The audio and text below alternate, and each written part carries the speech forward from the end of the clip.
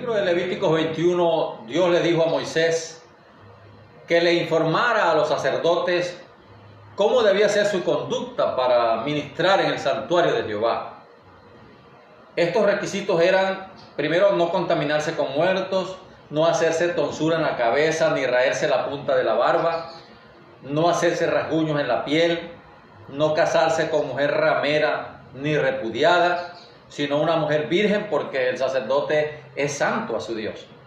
Ninguna de sus hijas debería ser fornicaria, y si era descubierta era quemada en fuego.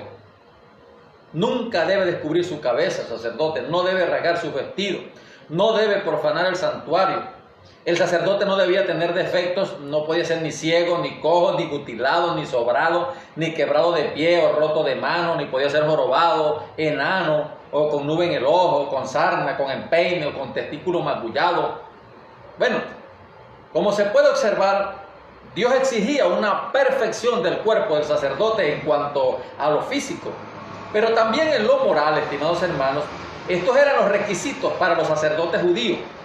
Ahora, para los ministros actuales del altar, también hay unos requisitos que están plasmados en su palabra, pero que derivan de estos originales.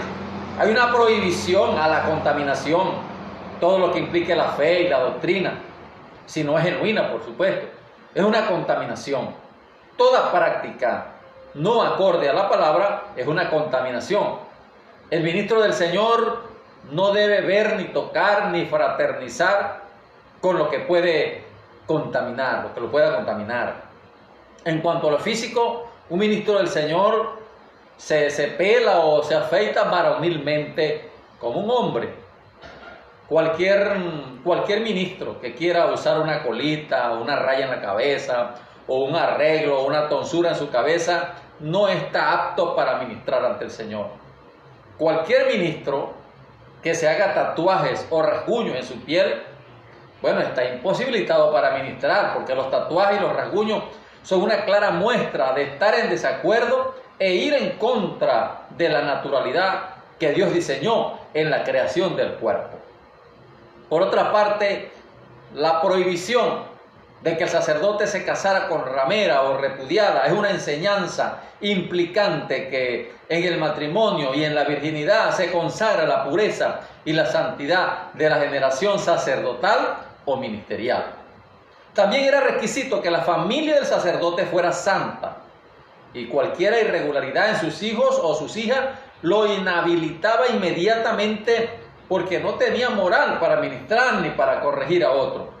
El sacerdote judío recibía la unción con aceite sobre su cabeza. Luego él se colocaba una mitra o un turbante, una cubierta sobre su cabeza que nunca jamás se debía quitar en público, que era una representación de que la gloria de Dios y la unción pues estaba sobre él, y nadie debía ni verle ni tocarle su cabeza.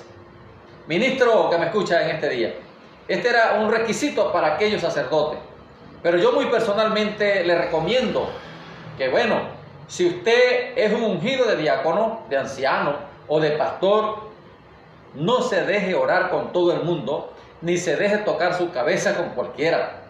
Recuerde que sobre usted está la gracia de Dios. Yo digo pues que la acción de un judío de rasgar sus vestiduras era una cultura y una demostración de molestia, de rabia o de luto. El ministro del Señor debe controlar sus impulsos emocionales para ser acepto ante Dios.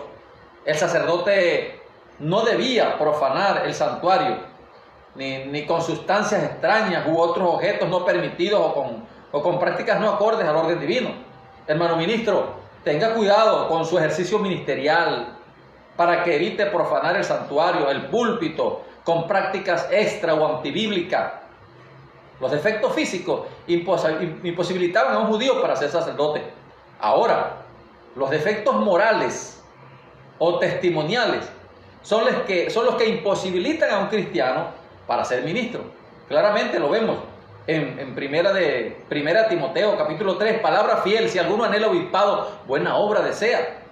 Pero es necesario que el obispo, dice la Biblia, sea irreprensible, marido de una sola mujer, que sea sobrio, prudente, decoroso, hospedador, que sea apto para enseñar, que no sea dado al vino, no pendenciero, que no sea codicioso de ganancias deshonestas, sino que sea una persona amable, apacible, no avaro, que gobierne bien su casa, que tenga a sus hijos en sujeción con toda honestidad.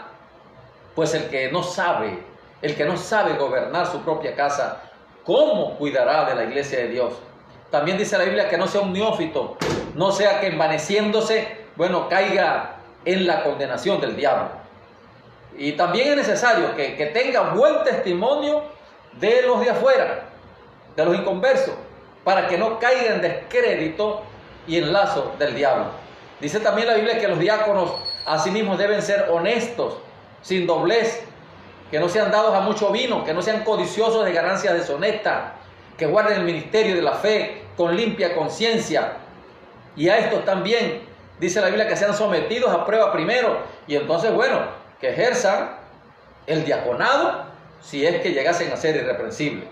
Y por otro lado también se les dice que las mujeres asimismo sean honestas, que no sean calumniadoras, sino que sean sobrias, fieles en todo, que los diáconos sean maridos de una sola mujer y que gobiernen bien sus hijos y sus casas. Porque los que ejerzan bien, oiga bien, los que ejerzan bien el diaconado ganan para sí un grado honroso, dice la Biblia, y mucha confianza en la fe que es en Cristo Jesús. Que Dios te bendiga, mi estimado, desde hoy y por siempre. Amén.